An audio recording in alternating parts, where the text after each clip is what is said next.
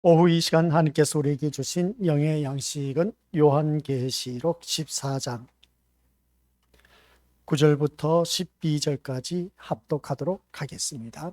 또 다른 천사 곧 셋째가 그 뒤를 따라 큰 음성으로 이르되 만일 누구든지 짐승과 그의 우상에게 경배하고 이마에나 손에 표를 그 하나님의 진노 포도주를 마시리니 그 진노의 잔에 섞인 것이 없이 부은 포도주라. 거룩한 천사들 앞과 어린 양 앞에서 불과 유황으로 고난을 받으리니 그 고난의 연기가 세세토록 올라가리로다. 짐승과 그의 우상에게 경배하며 그의 이름표를 받는 자는 누구든지 밤낮 쉼을 얻지 못하리라 하더라. 성도들의 인내가 여기 있나니 그들은 하나님의 계명과 그의 예수에 대한 믿음을 지키는 자니라. 아멘. 네. 오늘 이 말씀을 통해서 우리에게 주신 교훈의 제목은 성도의 인내. 아버지 하나님 은혜 감사드립니다. 오늘 우리에게 주신 말씀을 통해서 성도의 인내가 어떤 모습으로 거듭나야 할 것인가, 말씀을 들으면서 우리들의 믿음을 추스리게 하옵시고 끝까지 참고 견뎌내서 주신 생명 다하는 그날까지 최선을 다하여서 살되 주님이 오라 하실 때 기쁨으로 주님 앞에 설 수 있는 우리 모든 믿음의 자녀가 되도록 성령 하나님께서 인도하여 주옵소서. 오늘 오후 이 시간에도 하나님의 말씀을 들을 때에 듣는 귀가 열리게 하옵시고 하나님 하신 일을 눈으로 보게 하여 주시사 우리의 모든 삶 속에서 예수님처럼 살아가는 귀한 믿음의 자녀 되어 아버지의 뜻을 이뤄나가게 하옵소서. 예수님 이름으로 기도드립니다. 아멘. 오전 시간에는 우리가 살아가는 모든 삶 속에서 하나님이 제공해 주신 것을 받아 누리며 살자. 더도 말고 덜도 말고 그저 나에게 주어진 것으로만 만족하면서 살자. 만족하지 못할 때는 우리가 거기에 대한 긴장, 불안, 근심, 걱정, 그리고 어떤 괴로움, 이런 일들이 우리에게 계속해서 펼쳐지고 있다. 이게 바로 믿음의 방패를 준비하지 못한 사람은 그 불화살에 맞아서 그 고통 속에 살아갈 수밖에 없다는 것이었습니다. 믿음의 방패를 준비하게 되면 이 불화살들을 막아서 우리는 그 모든 것을 물리칠 수가 있다는 사실입니다. 근데 물리칠 수가 있는데도 불구하고 믿음의 방패를 준비하지 못하니까 문제가 된다는 것을 보게 된 것이죠. 그래서 계속해서 우리가 믿음 생활하면서 이 믿음의 방패를 잘 준비해서 이 악한 마귀 사탄과 싸워 승리가 이미 보장된 우리들의 삶. 그러니까 우리는 어느 누구든지 내 자리에서 서기 위함이라는 것을 꼭 기억하면서 말씀 위에 반듯하게 서서 온전히 하나님께서 주신 귀한 은혜를 마음껏 받아 누리시기를 주님의 이름으로 간절히 축원드립니다. 오늘 그래서 이 말씀을 통해서 더 주 안에서 아름다운 모습으로 거듭난 하나님의 자녀는 사람이 만약에 하나님이 제공하신 것을 받아 누리며 살아간다면 삶에 대한 부담감은 없을 것입니다. 근데 하나님께서 주신 것에 대해서 감사하지 못하고 내가 욕심을 내다 보니까 이 삶이 버겁고 부담스럽다는 것이죠. 내가 원하는 대로, 내가 소원한 대로 성취되면 얼마나 좋을까. 그러지 못했을 때는 우리들에게는 걱정, 근심, 긴장, 불안, 낙심, 그리고 두려움, 절망, 이렇게 빠진 그 모습을 보게 된 것이죠. 이게 바로 오늘 우리들의 병폐란 겁니다. 교회에 다닌 믿음의 심령들 누구든지 이것을 이 불화살에 맞아서 고통 속에 살아가고 있다. 이제 우리는 그것을 청산하자라는 것이었습니다. 청산해서 하나님께서 원하신 그 모습으로 온전히 살아가는 데 부족함이 없는 저와 우리 건설들 되시기를 주님의 이름으로 간절히 부탁을 드립니다. 그래서 오늘 하나님에게 요구하는 것은 우리 오늘 하나님에게 요구하는 것 전혀 없이 그냥 단지 내가 하나님 앞에 요구하지 않고 바라지도 않고 그런 그 모습 속에서 하나님이 주신 것을 받아 살아가는 그런 우리가 되었을 때 우리는 부담감이 없는 그런 삶으로 살아갈 수가 있다를 우리가 깨닫게 된 겁니다. 그런데 스스로 원하는 것을 하나님에게 요구하면서 바라면서 살아감으로 인해서 하나님이 주신 것을 제대로 누리며 사는 평안을 놓쳐버리는 경우가 너무나 많다는 겁니다. 믿음 생활하면서 이 평안을 놓쳐버리는 경우가 참 많이 있지 않습니까? 왜 그럴까? 라고 했을 때 오늘 이 자리에 나와 앉아 있음에도 불구하고 내 마음 중심에 평안함이 없다 라고 했을 때 그 평안함이 없는 이유가 도대체 무엇일까?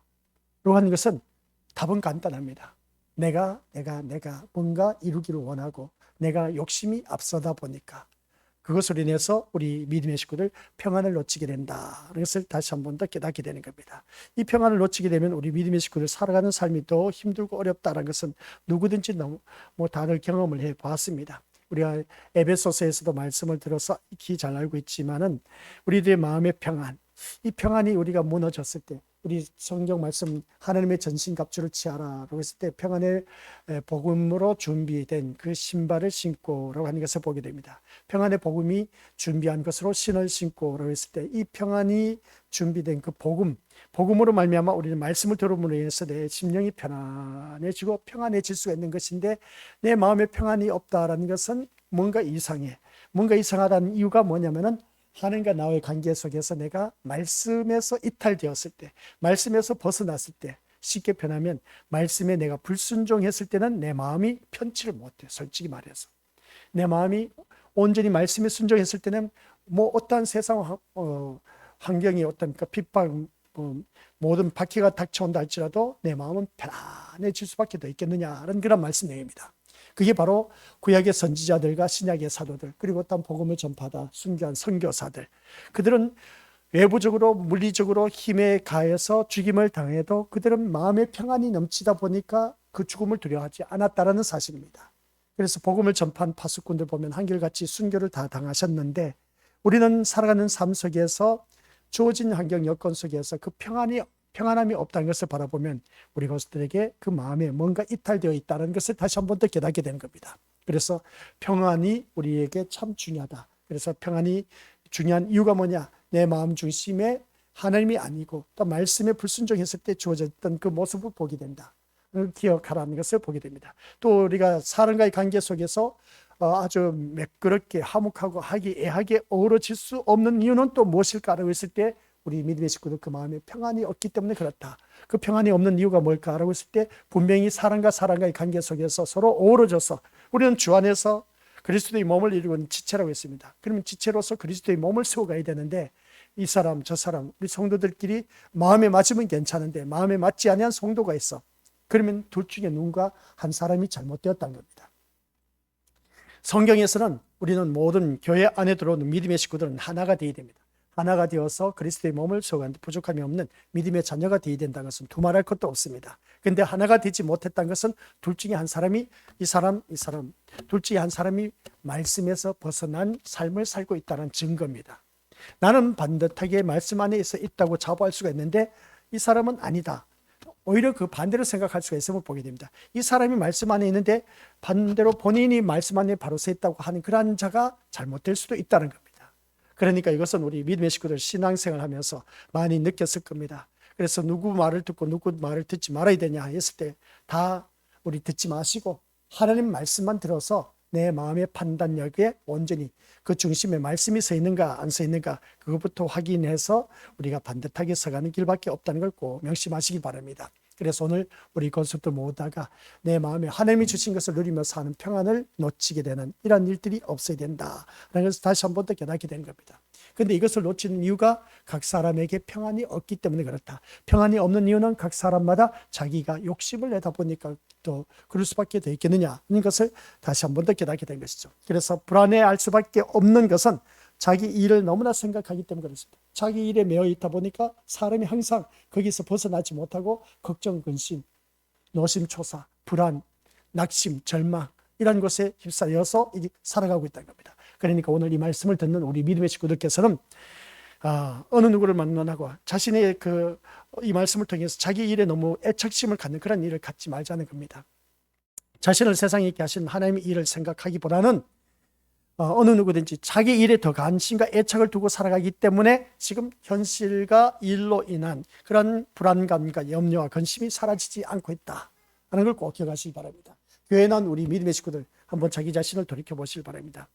나를 이 세상에 있게 하신 하나님을 바라보았을 때 오전 시간 그것이 있지 않습니까? 하나님이 왜 나를 이 땅에 지금 살아가게 하시는지 몰라.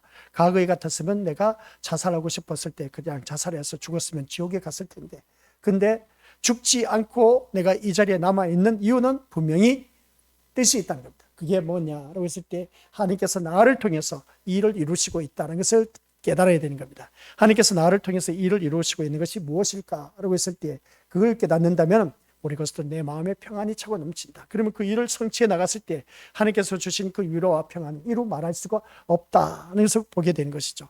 오늘 이 자리에 앉아 계신 우리 것들 기억하시길 바랍니다.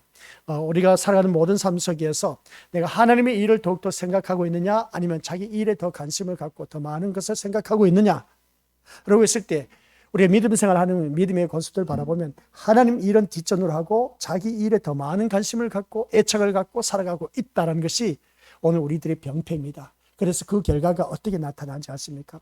하나님의 일보다는 자기 일이 더 관심을 갖고 더 애착을 갖고 있으면 여기에서 드러난 결과는 누구든지 다들 갖고 있습니다. 지금 현재에 대한 불안감, 염려와 근심, 걱정, 이런 것이 떠나질 않습니다. 이게 차이점이라는 것이죠. 그래서 우리가 믿음 생활하면서 지금 내가 하나님 일을 더 관심을 갖고 깊이 생각하면서 거기에서 몰입하고 있느냐, 아니면 자기 일을 위해서 더 많은 관심을 갖고 애착을 갖고 있느냐, 답은 뻔하게 나와 있습니다. 본인의 마음에서 이미 확정되어져 있다는 것이죠. 내 마음이 불안하다 하면 내가 내 일에 더 많은 관심과 애착을 갖고 있기 때문에 그렇다. 그래서 주위 사람들로부터 눈치 보이고 저 사람들로부터 눈치 보이고 한다는 것은 자기 일에 너무나 애착심을 갖고 관심을 갖다 보니까 거기에서 몰입하다 보니까 그렇게 될 수밖에 없습니다. 그것은 우리 믿음의 식구들 결과가 바로 심는 대로 거두게 되어 있습니다. 만약에 하나님 일을 더 관심을 갖고 애착을 갖고 생각하다 보면 하나님께서 내 마음에 평안을 가져다 준다는 것이죠. 이걸 한번 테스트 해보라는 겁니다. 말씀을 들으면서 오늘 이 자리에 앉아 계신 우리 것들은 과연 나는 어느 일에 더 많은 관심을 갖고 애착을 갖고 살아가고 있느냐, 하나님의 일이냐 자기 일이냐, 그러고 있을 때에 지금 내 마음 상태를 보자는 겁니다. 결과물입니다. 내 마음 상태의 결과물이 평안하지 못하면 자기 일에 너무나 관심을 갖고 애착심을 갖고 있기 때문이다. 근데 우리 주님이 살아온 그 삶의 여정을 바라보니까 자기 일을 이루기 위한 것이 아니라 하나님의 일을 이루기 위해서 이 땅에 오셨다라고 했는데, 그럼 우리도 그렇게 살아가야 되지 않느냐. 입으로만 예수님처럼 삽시다, 예수님처럼 닮아갑시다, 그렇게 백날 입으로 고백한들 무슨 소용이 있겠습니까? 내 삶이 예수님처럼 살아가야 되고 또한 내 생각이 예수님처럼 살아가야 되는 것을 기억해야 되는데, 그렇지 못한 것은 다른 것 없습니다. 하나님께서 오늘 나에게 주신 그 일을 인해서 자기 일에 너무나 많은 관심을 갖고 애착을 갖다 보니까 하나님 말씀이 귀에 들어오지 않는다는 겁니다. 그래서 오늘 이 자리에 앉아 계신 우리 것들 모두 다가 그렇습니다. 살아가는 모든 삶 속에서 많은 사람은 그렇습니다. 걱정, 근심, 불안, 이것을 해소하기 위해서 자기 생존에 필요한 것을 제공해 주는 그 힘 있는 자를 찾아가서 그 앞에 굽실거리는 그 모습을 보게 된 것이죠. 이게 바로 뭐겠습니까? 돈의 힘입니다. 권세의 힘이고 권력의 힘입니다. 나보다 뭔가 많이 배운 사람에게, 또한 나보다 뭔가 많은 것을 소유하고 있고 나보다 뭔가 월등히 앞서 있는 그런 사람에게 가서 우리는 굽실거리면서 허리 굽혀 인사할 수밖에 더 있겠느냐는 겁니다. 이게 바로 오늘 우리들의 삶의 모습이라는 겁니다. 세상 사람은 그렇다 치더라도 교회 다니는 우리는 그렇게 살아서는 안 된다는 것이죠. 교회 다니는 우리들은 오직 주님밖에 더 있겠습니까? 그러면 주님 앞에 나와서 내 모든 형편 다 알고 계신 주님 앞에 낱낱이 아뢰면서 하나님 앞에 그 문제를 찾아가서 해결해 나가야 되는데, 내 생각으로 이 사람 저 사람 찾아가면서 또 세상의 힘을 빌어서 그것을 의지의존하기 위해서 그 앞에 가서 굽실거리는 그런 신앙생활, 이게 바로 에베소서가 마지막에 나온 그 말씀이 있습니다. 믿음 없는 사랑과 사랑이 없는 믿음, 차이점이 뭘까? 그걸 말씀할 게 이제 결론적으로 나오는데, 우리에게 믿음 없는 사랑으로 살아가는 사람, 이런 모습 보면 한결같이 우리에게 주신 것은 인본주의 신앙이다 라고 말할 수가 있음을 보게 됩니다. 그러면 사랑이 없는 믿음으로 신앙생활하는 사람은 어떤 사람이냐라고 했을 때, 이거 새벽 예배 때 말씀드려야 되는데, 이게 뭐냐면 율법주의입니다. 인본주의나 율법주의는 하늘나라에 이룰 수가 없다는 것이죠. 오늘 이 자리에 앉아 계신 우리 것도 바로 그겁니다. 내가 신앙생활을 하면서 내가 인본주의 신앙생활을 하고 있느냐, 아니면 신본주의 신앙을 생활하고 있느냐. 인본주의는 자기 생각, 자기 뜻, 자기 주장, 자기 고집, 그리고 사람의 세상 방식으로 살아가는 사람이 인본주의입니다. 그래야 하나님 신본주의는 뭐냐? 하나님 뜻대로 살아가는 것이 신본주의입니다. 그런데 우리가 살아가는 삶의 모습 보니까 입으로는, 생각으로는 우리가 하나님 신본주의로 살아간다고 그렇게 고백을 하면서도 실제 내 삶을 바라보니까 인본주의, 세상 사고 방식으로 살아가고 있다는 겁니다. 우리 권속들 한번 자기 자신을 냉정하게 한번 생각해 보자는 겁니다. 이 말씀을 들으면서 우리가 한번 생각해 봤을 때 자기 자신이 어떠한가 하는 것은 두말할 것도 없이 본인들이 스스로 더 잘 아실 겁니다. 그렇다면 내가 믿음 생활하면서 어느 곳에 치우쳐져 있느냐, 자기 일에 더 관심을 갖고 있느냐, 하나님 일에 더 관심을 갖고 있느냐. 뭐 하루 24시간 쭉 살펴봐도 자기 일에 더 많은 관심을 갖고 애착심을 갖고 하루를 보낸 것이 뭐 다반사입니다. 저도 그렇고 우리 믿음의 식구들도 그렇고. 그러나 거기에서 누구든지 다 똑같은 그런 일을 하고 있지만은, 목회자니까 그래도 조금 나았다라고 생각하실 수가 있을지 모르지만, 목회자도 바라보면 그렇지도 않은 것을 보게 됩니다. 그러면 여기서 우리가 깨달아야 할 것이 뭐냐면은, 하나님 일이냐 자기 일이냐라고 했을 때에 그 중심이 누가 있느냐가 참 중요한 겁니다. 그래서 그 중심에 내가 있으면 안 되고, 그 중심에 하나님이 계신다면 내가 아무리 세상에 많은 일에 치여서 자기 일을 한다 할지라도 그 마음 중심에 하나님 계시기 때문에 걱정할 것이 없습니다. 그러지 못하고 내 마음 중심에 하나님이 없이 자기 일에 치여서 관심을 갖고 거기에서 시간을 보내다 보면 그 인생은 허구한 날 걱정, 근심, 염려, 두려움, 공포, 이라는 것이 떠나갈 일이 없다는 겁니다.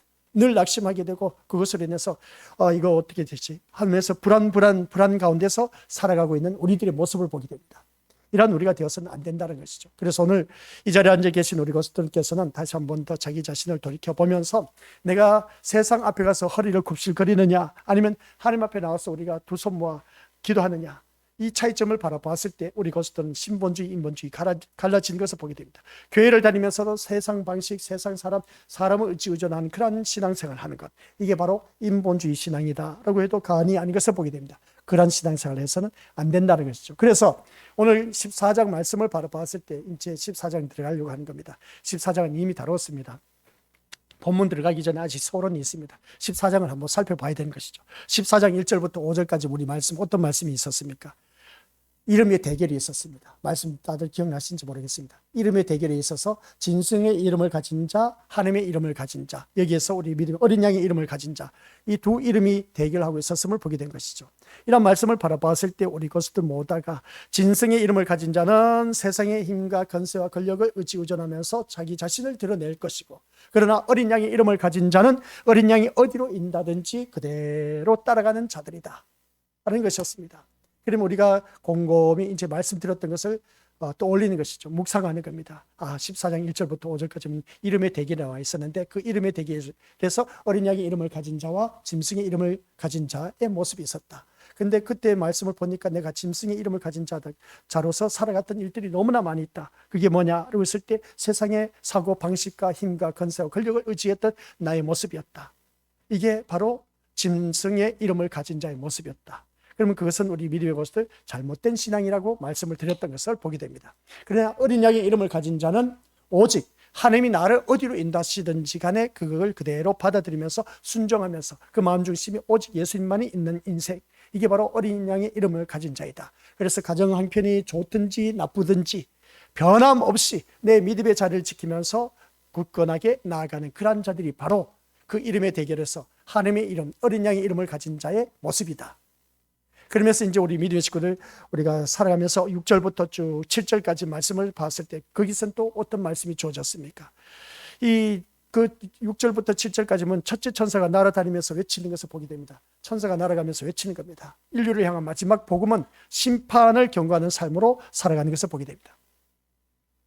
그러면 우리가 살아가는 모든 삶 속에서 6절, 7절에서 이미 말씀드려서 알고 계십니다. 그러면 내 삶을 통해서 심판을 경고하는 삶으로 살아가고 있느냐 아니냐, 이게 참 중요한 것이죠. 그래서 심판을 경고하는 삶은 하나님을 두려워하고 그에게 영광을 돌리면서 하는 것인데, 하나님께 영광을 돌리지 않고 그 영광을 자기 자신 것으로 어떻습니까? 모든 것을 돌려버리는 그런 경우를 바라보게 된 겁니다. 이게 바로 오늘 우리 믿음의 모습들, 심판을 경고하는 삶 속에서 잘못된 모습이다.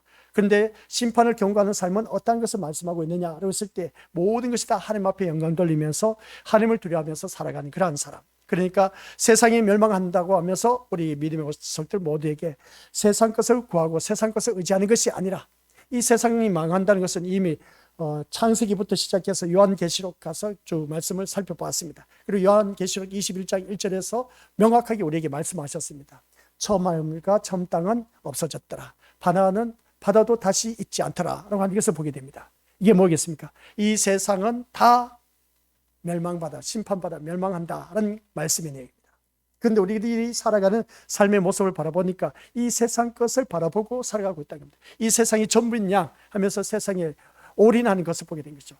이 세상이 전부 인양하면서 살아가는 그 모습 볼 때 우리 이것을 기억하시기 바랍니다. 이 세상 천년 만년 살 것 같지만 그렇지 않다는 겁니다. 그래서 오늘 우리 믿음의 식구들 이 말씀 속에서 심판을 경고하는 삶 속에서 이 세상이 망한다라는 그 의식 속에서 살아가는 사람, 이게 바로 심판을 경고하는 사람의 모습이다 하는 것을 꼭 기억하시길 바랍니다. 그래서 오늘 우리 권속들에게 하나님이 새롭게 창조하실 그의 나라와 그의 의를 얼마만큼 내가 구하고 있느냐, 너희는 무엇을 먹을까 마실까 입을까 염려하지 말라, 이 모든 것은 이방인들이 구하는 것이다. 너희는 먼저 그의 나라와 의를 구하라고 하는 그 말씀을 보게 됩니다. 좀 전에 말씀드렸지만 21장 1절 말씀 속에서도 이전 하늘과 땅은 사라졌고 없어졌다. 그리고 딴 우리 믿음의 것들 바다도 다시 있지 않더라 하는 것을 볼 때에 이 세상은 다 한결같이 망하고 심판에서 멸망당하고 있지만 그러나 우리에게 항상 그의 나라와 의를 구하고 있는가 없는가, 이 말씀 우리가 자기 자신을 돌이켜보면서 묵상하자는 겁니다. 그래서 우리가 이 말씀 속에서 그 심판을 경고하는 삶의 결론은 뭐냐? 철저하게 우리가 그리스도를 의지의존하는 삶으로 살아가는 것이 바로 이 세상 심판을 경고하는 삶으로 살아가고 있다. 이 심판을 경고하는 삶을 주위 사람들에게 보여줘야 된다 하는 그런 말씀입니다. 이게 바로 6절부터 7절까지 말씀이었습니다. 그리고 나서 8절에 가서 지난 시간 말씀 다뤘지 않습니까? 어떤 말씀이었습니까? 무너졌도다 무너졌도다 큰 성 바벨론이여 라고 하는 것을 보게 됩니다. 그 큰 성 바벨론이 뭐라고 했습니까? 이 세상 문화 풍습, 그리고 또 세상 건세, 힘, 능력, 그것을 말하고 있다는 것을 보게 됩니다. 그래 이 말씀을 볼 때 우리 건석들께서는 이게 뭐겠습니까? 세상 모든 것이 다 왕인 겁니다. 그러니까 내가 왕이 되어 있다는 거죠. 돈이 왕이 되어 있고 건세가 왕이 되어 있고 권력이 왕이 되어 있는 그러한 심령, 이게 바로 결론은 뭐냐? 그게 바로 바벨론이었습니다. 이 바벨론이 무너졌도다 무너졌도다 하는 것이 뭐겠습니까? 망하였다 망하였다 망하였다라고 그렇게 말하는 것을 보게 됩니다. 이 세상 모든 것은 다 심판받아 멸망을 받을 수밖에 없고 망할 수밖에 없는 그런 이 세상 것이다. 그럼 우리는 이 세상 속에 살아가고 있는데 세상 것을 추구하지 말고 살아가란 말이냐? 아니요, 추구하면서 살아가야 돼요. 우리가 살아가는 삶의 모습 보니까 이 세상 망한다고 했지만 그러나 지금 살아가는 삶 속에서는 이 세상이 망하지 않았습니다. 그러면 이 세상 것을 우리가 누릴 수밖에 더 있겠냐는 거죠. 근데 이 세상 것을 누릴 수밖에 없지만은 그러나 우리는 기억하라는 겁니다. 어떤 것을 기억해야 되냐? 이 세상 것은 어차피 다 심판받아 멸망할 수밖에 없기 때문에 세상 것 의지의존하면서 살지 말라는 겁니다. 세상 것을 의지의존하면서 사는 것이 이게 바로 세상적인 사고방식, 이게 바로 큰 성 바빌론의 모습이다. 그래서 우리는 하나님을 나의 왕으로 삼는 자, 그래서 내 마음의 주인은 누구냐? 오직 하나님밖에 없는 그러한 자가 되어야 된다. 이게 바로 14장 8절의 말씀의 결론이었습니다. 그리고 이 결론의 말씀을 볼 때 이것은 무엇을 말하고 있냐? 하나님의 뜻은 하나님을 왕으로 섬기는 것이다. 내 마음의 왕이 누구냐? 라고 했을 때 우리 믿음의 식구들 누구겠습니까? 사랑하는 사람이면 그 사랑하는 사람이 왕이 되어 있을 겁니다. 그리고 또 그 마음속에 돈이면 돈이 왕이 되어 있을 겁니다. 그리고 또 주위의 사람들, 부모, 자녀, 그리고 또 주위 사람들, 또 아는 사람들이 내 마음에 예수님보다 더 위에 있으면 그 사람들이 왕이 되어 있습니다. 이 사람들은 철저하게 우리는 하늘나라에 가지 못한다는 것이죠. 내 마음의 왕은 오직 우리 예수님밖에 없어야 된다는 것이죠. 이게 바로 우리 믿음의 식구들 큰 성 바벨론이 무너진 모습에서 발견된 말씀의 내용입니다. 그러니까 우리 고스트께서는 하나님의 뜻은 다른 것 없습니다. 우리가 이 큰 성 바벨론이 무너졌다는 것은 내 마음 중심에 왕의 자리가 빼앗긴 사람, 그리고 왕이 누구여야 되느냐? 하나님이어야 되는데 다른 것으로 대체해 놓고 있다는 것이 이게 바로 망할 수밖에 없다는 겁니다. 그게 누군지 아십니까?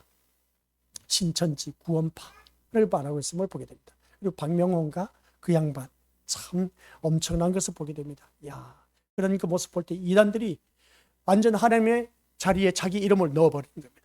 근데 거기에 맹종하면서 추정하면서 따라가는 그 모습 보게 됩니다. 그래서 이 박명호인가 그 양반을 바라봤을 때 돌나라 왕 돌나라 왕 한번 유튜브에 쳐서 한번 보시기 바랍니다. 이란의 그 돌나라 왕이 해서 어떻습니까?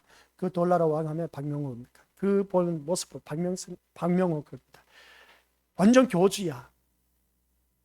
완전 이건 타락해도 보통 근데 거기 다 사람들이 얼마나 많이 몰려드는지 몰라. 그 몰려드는데 거기서 추정하고 우리나라에서는 법적 제재가 들어가서 분명히 조사가 들어갈 것 같아서 브라질에 가서 엄청난 그 광활한 땅을 개척한 겁니다. 개척해서 그 안에서 농수산물 하면서 모든 농사를 지으면서 거기서 이제 수익을 얻어내서 거기서 완전 왕궁처럼 만들어버린 겁니다. 우리나라에서 하면 법적 제재가 들어가서 분명히 잡혀 들어갈 것 같아서 그래서 교주가 브라질로 가장 먼 이웃나라, 동남아시아로 가지 않고 먼 이웃나라에 가서 완전 거기에서 개척을 해서 땅을 매입을 해서 어떻습니까? 완전 그 왕국을 이루어버렸습니다. 야, 거기 따라가는 모든 사람들이, 거기서 태어난 자녀들이 어떤지 아십니까? 일찌감치 완전 신격화 시켜버린 겁니다. 교주를. 이게 오늘 우리들이 실체인 겁니다. 이런 모습을 바라봤을 때 우리 믿음의 식구들께서 하나님이 왕이 되는데 사람이 왕이 되어버린 겁니다. 철저하게 모든 것에 대해서 그냥 그 교주가 왕이 되어 있는 그 모습 볼 때 우리 그것도 끼어 있어야 되는 겁니다. 그러지 않으면 우리도 거기에 대해서 이단에게 넘어갈 수밖에 없다는 것을 다시 한 번 더 깨닫게 된 것이죠. 이단에 넘어간 이유가 뭘까라고 했을 때 다른 것 없습니다. 내가 원하는 대로 안 되니까 그것을 인해서 우리가 주위 사람들로 인해서 자꾸만 새로운 것을 찾고 있는 것을 보게 된 것이죠. 오늘 이 자리에 앉아 계신 우리 것들은 그러한 일이 없어야 된다는 걸 꼭 명심하시길 바랍니다. 더 주 안에서 아름다운 모습으로 거듭나서 하나님 영광 드러내는데 부족함이 없는 하나님의 자녀가 되어야 된다는 것을 꼭 명심하시길 바랍니다. 그래서 우리가 더 주 안에서 신실한 믿음의 모습으로 살아가기 위해서는 내 마음 중심 오직 하나님이어야 된다. 이걸 꼭 명심하시길 바랍니다. 여기까지 이제 서론이었다면 이제 본문 이제서 들어갑니다. 이 본문 속에서 우리가 믿음 생활하면서 기억해야 할 것이 뭘까라고 했을 때 오늘 본문에서 한번 보시길 바랍니다. 셋째 천사. 첫째 천사는 우리 것들 다들 알고 계신 것처럼 14장 6절부터 7절까지 천사가 날아다니면서 심판을 경고하는 삶을 말했고, 둘째 천사가 큰 음성으로 외치면서 외친 것이 뭐냐? 무너졌도다 무너졌도다 큰 성 바빌론이여 하면서 그 모습을 우리에게 말씀하고 있었다는 것을 알 수가 있음을 보게 됩니다. 이런 말씀을 보면서 우리 믿음의 식구들께서 다시 한 번 더 자기 자신을 돌이켜 보시길 바랍니다. 그리고 이제 드디어 셋째 천사가 큰 음성으로 외치는 모습이 오늘 본문 말씀 9절부터 12절까지입니다. 성경 말씀 보면 그렇게 기록되어 있죠. 그런 모습을 볼 때 셋째 천사가 큰 음성으로 외치는 것은 뭘까? 그래 짐승을 따른 자들의 최종 결말은 이제 하나님은 더 이상 건면하지 않으신다. 이건 무서운 말입니다. 하나님은 더 이상 건면하지 않으신다. 셋째 천사가 외치는 겁니다. 이제 건면 말씀 끝이라는 겁니다. 우리 믿음의 식구들 신앙생활하면서 이 건면의 말씀 드릴 때에 귀담아 들으시길 바랍니다. 근데 건면의 말씀이 끊어지면 그 인생은 끝난 겁니다. 14장에서 건면의 말씀이 끝나는 겁니다. 9절에서 12절 말씀 셋째 천사가 외치는 것이었습니다. 이제 마지막이다. 마지막 결론 경고 주는 겁니다. 이제 마지막 건면 말씀이다. 더 이상 건면 말씀 나가지 않는다는 것이죠. 이게 참 위험한 말씀. 이런 말씀을 볼 때 와 이거 참 아찔합니다. 평소에 나를 위해서 신앙의 건면을 해주는 그런 분들이 있을 겁니다. 그러면 그런 분들이 어떻습니까? 나에게 그렇게 신앙생활하면 안 돼요. 이렇게 해야 됩니다. 저렇게 해야 됩니다. 하고 늘 영적으로 지도해주고 가까이 했습니다. 그럴 때는 참 귀찮았는데 참 그런 말 좀 안 했으면 좋겠다. 또 했는 소리 또 하고 있네. 하면서 귀찮을 때가 있음을 보게 됩니다. 근데 그런 분들이 나에게서 떠나가면 우리 것도 진짜 조심해야 됩니다. 더 이상 건면의 말씀 안 나가면 그 인생은 이제 갈로밖에 인생이 될 수밖에 없다는 것이죠. 그 말씀이 오늘 본문 속에서 14장 9절에서 12절에서 말씀하고 있는 내용입니다. 이 말씀 우리가 귀담아 들어야 된다겠죠. 이 본문은 마지막 경고이자 판결입니다. 구속사의 마지막 국면에서는 그 선택이 곧 심판이 된다는 것을 바라보게 되는데 셋째 천사는 조용히 말하지 않습니다. 이 경고는 은밀한 계시가 아니라 우주적 공개로 어떤 선언한 것을 보게 됩니다. 모든 사람들이 다 알아들을 수 있도록 공개하는 내용입니다. 그래서 오늘 이 말씀 통해서 우리 다시 한번 자기 자신을 통해서 기억하시길 바랍니다. 말씀을 들으면서 우리는 어떤 생각을 갖고 있느냐 한번 생각했을 때 우리 것들 모두가 이게 오늘 우리에게 주어진 말씀 참 우리가 성경 말씀을 바라보면 우리 것들 말씀 이 성경 말씀 한번 보시길 바랍니다. 9절 말씀 보니까 또 다른 천사 곧 셋째가 그 뒤를 따라 큰 음성으로 이르되 만일 누구든지 짐승과 그의 우상에게 경배하고 이마에 표 손에 표를 받으면 하면서 이 말씀하는 것을 볼 때에 이 말씀 속에서 셋째 천사가 나와 있지 않습니까? 둘째는 둘째 천사가 8절에 나와 있습니다. 그리고 첫째 천사는 우리 믿는 식구들 6절에서 바라보니까 다른 천사가 여기서 이제 첫 번째 천사가 나타난 것을 보게 됩니다. 6절, 8절, 9절 이렇게 첫째 천사, 둘째 천사, 셋째 천사 이렇게 나누어서 우리 믿음의 식구들에게 말씀을 전했습니다. 그런데 마지막 천사는 큰 음성으로 외치는 겁니다. 야 너희들 이제 내가 건면의 말씀 경고다. 마지막이다. 잘 들어라. 그 말씀이었습니다. 주변에 나에게 신앙생활하는데 겉면에 말씀하신 분이 있다면 그만큼 하나님께서 사랑하고 계신다는 것이고 또 아끼고 있다는 것을 기억하시길 바랍니다. 그 말씀이 귀찮다 해서 그냥 듣기 싫어하지 마시고 그 말씀을 들어서 그대로 받아들여서 그 겉면의 말씀대로 살아가시길 바랍니다. 그게 우리가 살 길입니다. 그런데 그 경과는 그 겉면의 말씀이 마지막이다라고 했을 땐 아찔하다는 것을 꼭 명심하시길 바랍니다. 그래서 셋째 천사는 조용히 말하지 않는다 그랬죠. 이 경고는 은밀한 계시가 아니라 우주적 공개 선언입니다. 모든 사람이 다 알아들을 수 있도록. 그래서 그 이유는 사람의 영원한 운명이 걸린 문제이기 때문에 그렇습니다. 그러다 보니까 모든 사람들이 다 들을 수 있도록 선포하는 내용인 것이죠. 모든 사람이 다 알아들을 수 있도록. 그래서 영원한 운명이 걸려져 있기 때문에 모든 사람이 다 알아듣도록 외치는 겁니다. 이 셋째 천사가. 나 그런 말 들은 적 없는데요.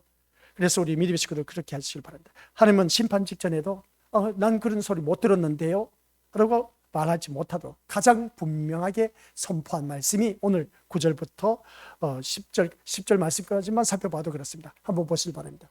여기서 보면 또 다른 천사 곧 셋째가 그 뒤를 따라 큰 음성으로 이르되 만일 누구든지 짐승과 그의 우상에게 경배하고 이마에나 손에 표를 받으면 그도 하나님의 진노의 포도주를 마시리니 하는 것을 보게 됩니다.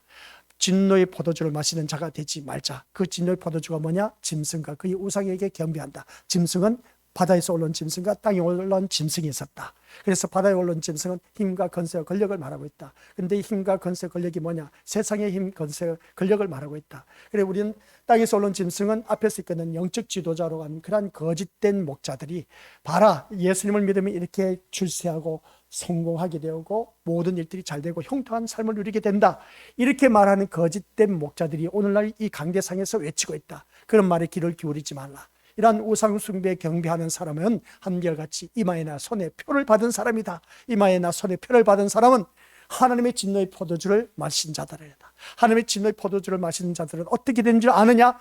그 진노의 잔에 섞인 것이 없이 부은 포도주라. 여기서 보니까 그 진노의 잔에 섞인 것이 무엇일까? 그것이 없이 부은 포도주라. 거룩한 천사들 앞과 어린 양 앞에 불과 유황으로 고난을 받으리니. 이 말씀 보니까 거룩한 천사들 앞과 어린 양 앞에서 불과 유황으로 고난을 받으라. 이 말씀 보면 어린 양과 천사들 앞에서 불과 유황으로 고난을 받는다. 불과 유황으로는 불타는 지옥을 말하고 있습니다.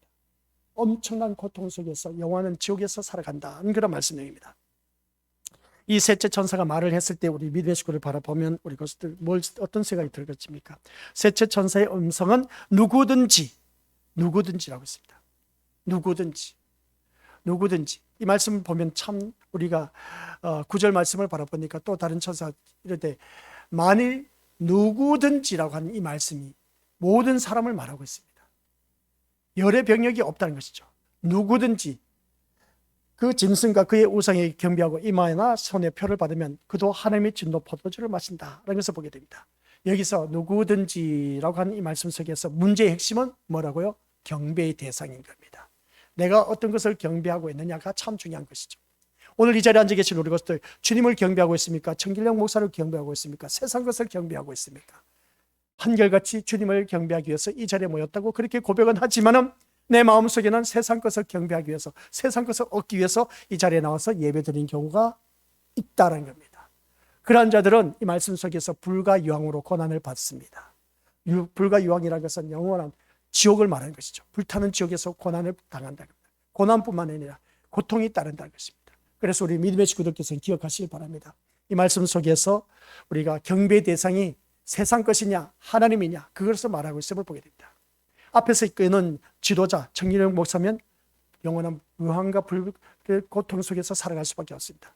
이단들 자기가 만들어 놓은 교주 그것으로 인해서 우리 믿음의 식구들 한결같이 유황과 불의 고통 속에 살아가는 겁니다. 그리고 이단에 다니는 사람 너무나 불쌍해요. 그런 그 모습 볼 때 우리는 이단에 빠지지 않으면 정말 감사해야 된다는 것을 다시 한 번 더 깨닫게 된 것이죠.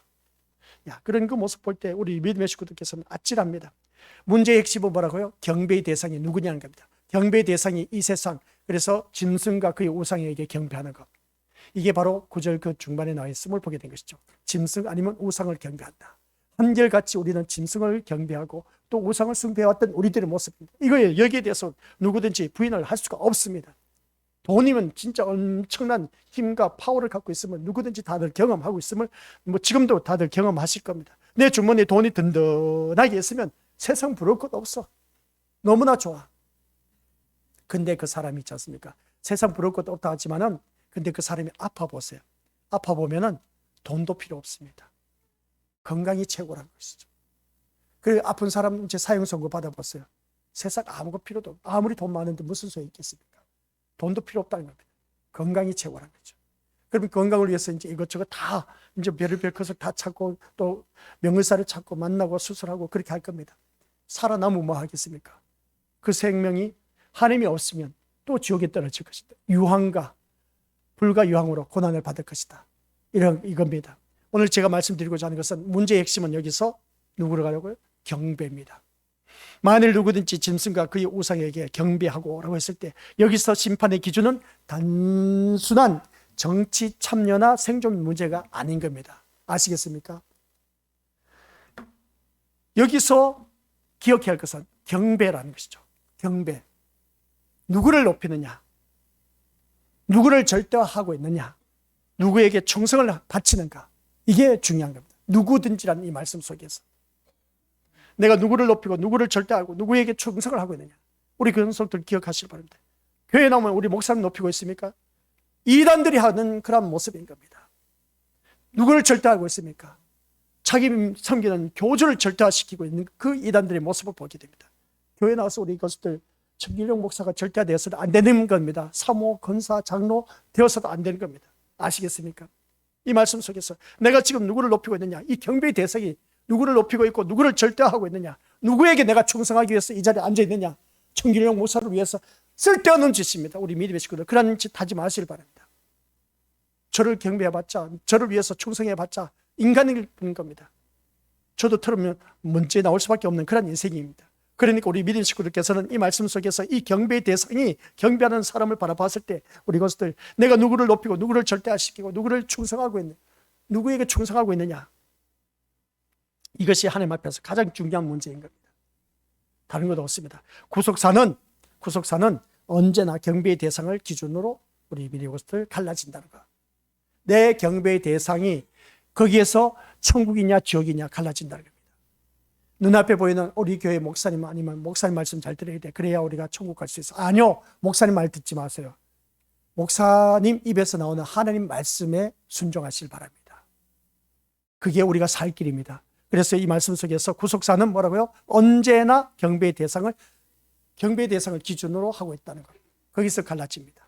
오직 그 경배의 대상이 하나님이 되신 분은 천국 가게 되어 있습니다. 그런데 경배의 대상이 사람, 세상, 권세, 힘 이런 것을 있다면 그 사람은 지옥에 갑니다. 그러한 자가 되어서는 안 된다는 것이죠. 누구를 높이고 누구를 절대하고 누구를 충성하고 있느냐 하는 것을 이 말씀 속에서 우리 믿음의 식구들은 자기 자신을 곰곰이 한번 돌이켜 봤을 때에 아직도 내가 세상 것이라면 그 사람은 지옥에 떨어질 수밖에 없는 인생. 안 됐지만 어쩔 수 없습니다. 가감하게 저는 손팔 수밖에 없습니다. 그래서 우리는 절대로 이 경배의 대상은 오직 예수님이어야 된다고 꼭 기억하시고, 어린 양을 경배하는 자는 생명에 이르게 되어서 천국에 가게 되지만은 짐승을 경배하는 자, 우상을 숭배하는 자는 심판받아서 지옥에 떨어집니다. 그래서 우리에게는 중립이 있다 없다? 중립은 없다는 겁니다. 반신반의 할 수가 없습니다.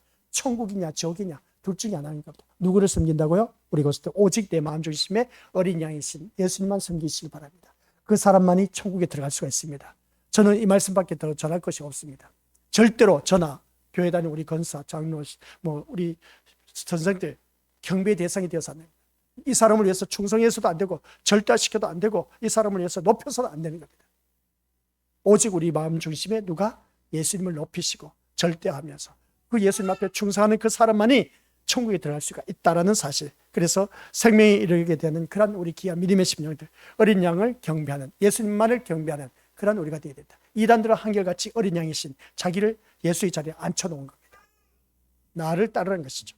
그러한 자들은 다 지옥에 떨어질 수밖에 없고, 마지막 10절 하반절 뭐라고 합니까? 어린 양 앞에서 불과 유황으로 고난을 받는다. 유황과 불로 고난을 당한다. 그러한 자는 지옥에 떨어진다는 것이죠. 그 다음 말씀을 바라봤을 때 짐승과 그의 우상에게 경배하는 자라고 했습니다. 그 다음 이마에나 손에나 표를 받으면, 여기서 우리가 이마는 뭐를 상징하고 있고 손에는 무엇을 상징하고 있을까? 이것은 다음 시간 듣도록 하겠습니다. 아버지 하나님 은혜 감사드립니다. 오늘따라 우리가 셋째 천사의 음성은 마지막 경고의 나팔, 권면으로서 마지막이다 하는 것이었습니다. 이 권면이 끝나면 이제는 더 이상 권면이 나오지 않는다. 그러면 그것으로 인해서 우리들은 어떠한 기로의 선상에 서 있느냐? 천국 아니면 지옥이라는 것을 다시 한 번 더 깨닫게 하옵소서.